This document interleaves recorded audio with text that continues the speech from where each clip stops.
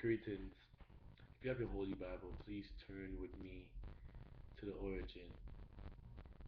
We start and end at the seventh verse of the third chapter, the book of Genesis.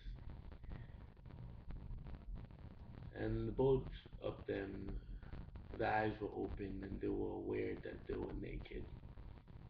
We'll stop right there. Many of us feel like if we would have the answers to the questions, things would be better. We think if we have solutions to problems, things would be better. We think if we would have the right medicine, if we can orchestrate the right notes and symphonies to everything, things would be better. We think if we would find a cure for most of these diseases, things would be better. And seemingly they would, statistically.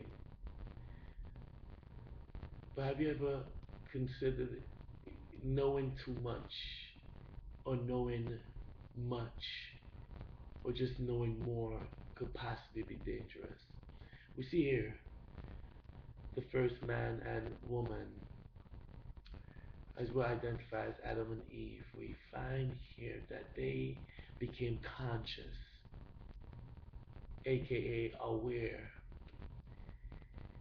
aka they received more acuity and insight, foresight, hindsight, and they were able to see now what was going on. They were aware of their condition and they were aware of their state. They were aware of their position. And because of that, they knew that they were naked. Have you ever considered that God may be shielding you from becoming so conscious that you are now more conscientious of what is going on around you? Could it possibly be that God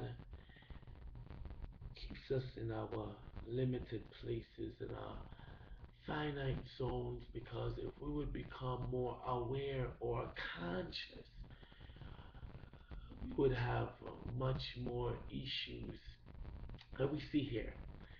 I don't want to go too much into it. We see here that Adam and Eve, because they were aware of their nakedness, their response was to do something. We know that the Word of God tells us to be still and know that the Lord our God, be still and know God will handle it. To not fight your battles, it's the Lord's. To rest in safety, to be in peace even in the midst of the storm.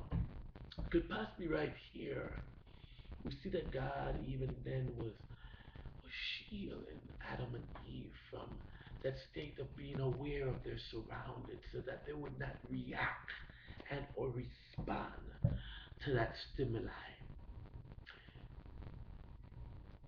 When Jesus was in the boat of the ship, according to the New Testament, Jesus was sleeping in the bottom of the ship. He was sleeping. He was sleeping while there was a storm going on the outside.